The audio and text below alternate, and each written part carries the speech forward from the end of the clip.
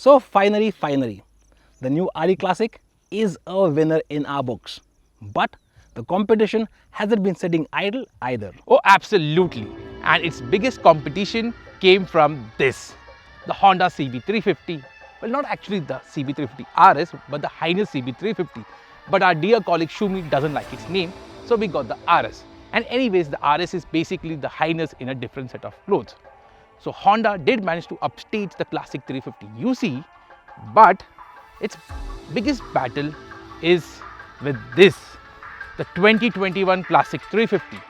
So has Honda done enough, or is Royal Enfield back with a vengeance?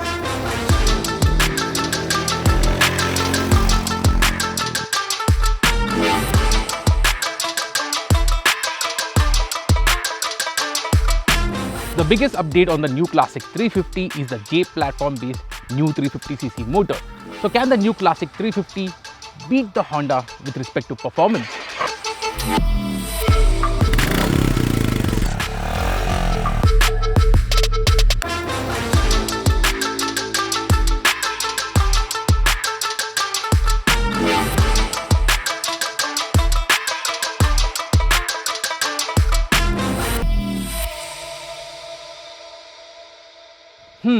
That wasn't much of a fight. The CB350 is clearly much quicker.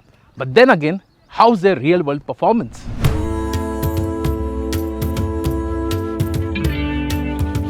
Out in the city, the new Classic 350 really comes to its own element. Yes, it doesn't have the outright punch of the CB350, but it has usability and grunt. The tall gearing of the CB350 means that you have to ride this bike always in the right gear, otherwise the engine feels a bit bogged down and the flat spots are obvious. The other problem is the inconsistent throttle, which means you don't feel connected with this bike. The Classic 350 on the other hand has low and mid-range punch, which means even if you're riding a gear higher, it doesn't matter. Just open the throttle and the bike just chugs. And this easygoing nature of the Classic 350 means that it's a better commuter. The addition of slipper clutch means that the CB350's clutch action is feather light, which is beneficial in traffic. But the lack of bottom end means you have to modulate it constantly. Comparatively, the Classic has a heavier clutch.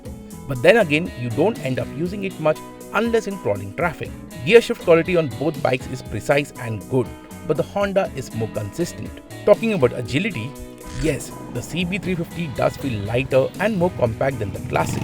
But the knobby tires mean that you require a bit more steering effort to change directions. The Classic is heavier, but the easy steering and the balance of the chassis means the weight isn't felt and you can hustle it through traffic. Even the Pillion seat offers relaxed ergonomics. You sit upright and there is loads of space for the Pillion. The well-padded seats and large grab rail mean that long runs wouldn't be tiring. Another aspect that improves Pillion comfort is the improved ride quality. In terms of real-world performance in the city, the Classic outclasses the CB350 completely. Can it bounce back on the open roads? The Honda CB350 has set a new benchmark with respect to refinement. So is the new Classic 350 up for the challenge?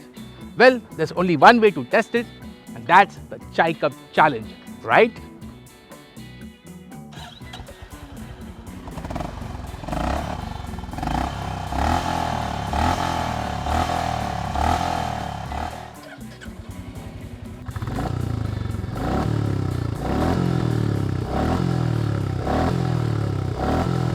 As you can see, the new Classic 350 has made massive improvements with respect to refinement, and there's hardly any difference between the two. But the real test is on the move.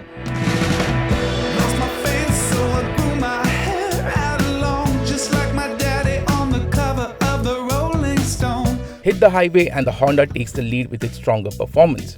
But then the tail of the city continues on the open roads as well. And again, the Achilles heel of the CB350 is the gearing. While it sprints quicker to 100 km per hour than the Classic, but one has to work the engine and the gearbox harder. Fifth gear is extremely tall and is only useful to sustain speeds. The moment you roll off the throttle a bit, it loses momentum. In fact, you end up mostly using the fourth gear. The new Classic 350 isn't as quick or as fast as the Honda CB350, but at speeds over 100 km per hour, The new Classic 350 feels absolutely rock solid and has an aura of authority. The Honda, on the other hand, feels a bit floaty. The new Classic can do triple-digit speeds easily, but its sweet spot is around 90 km per hour. Now this might sound a bit cliche, but at this speed, the Classic 350 puts the rider in a state of zen. And this easygoing nature means it's a better tourer as well. Apart from the nature of the engine, the other key aspect for buyers of retro motorcycles is the way they sound.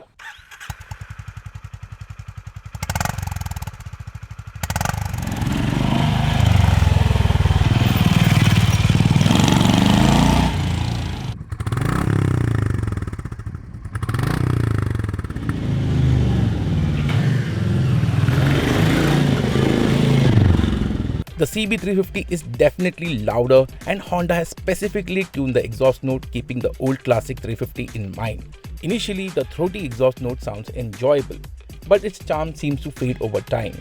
The Classic doesn't have the OG thump, but it is more mellow, deep and bassy. You hear a nice intake growl while opening the throttle, which we feel is more pleasing to the ear. The CB350, on the other hand, feels that it is screaming for attention. When it comes to fuel efficiency, the CB350 is the clear winner. The Honda is not only more frugal but also offers better range, which will be helpful while touring. The 15-litre tank capacity means you are looking at a real-world range of around 650 km, which is impressive. So apart from a new engine, the 2021 Classic 350 also gets a new frame. It really impresses in the city, and the good vibes continue on the mountain twisties as well. The sweet balance of the frame, stability and the confidence-inspiring nature of the frame means it eggs the rider to push more. The Honda is capable and well-rounded, but it lacks the polish and ease of the Classic 350. Also, the wider tire means that it requires more steering input, and the rear has a tendency to wallow when you push it hard or take it over undulations. The Classic is a composed bike where it matters too, on broken roads and undulations, especially at slower speeds. The upright seating position does send some jolts up your spine at higher speeds, whereas on the RS you are slightly leaned forward. But the ride comfort of the CB350 is marred, as it doesn't feel settled at city or highway speeds. Royal Enfield has also updated the Classic 350 with larger rotors. The brake on the CB feels light and gives a crisp bite, but feel is a bit lacking. Overall, the Honda has the better brakes and shorter stopping distance. So at the time of this shoot, Royal Enfield hadn't announced the pricing for the Classic 350, but we are sure that it will undercut the Honda. And even if the CB350 is on par with the new Classic 350, it doesn't matter, because the new Classic 350 is a much better motorcycle. Yes, the Honda is quicker, has a lighter clutch and better brakes, but what the CB350 lacks is soul and character, something that can't be quantified, but something that the new Classic 350 has in abundance. Royal Enfield has managed to maintain the DNA of the old Classic 350, but without the niggles. And for this reason, we feel that the new Classic 350 is the best roadster in its segment and by miles.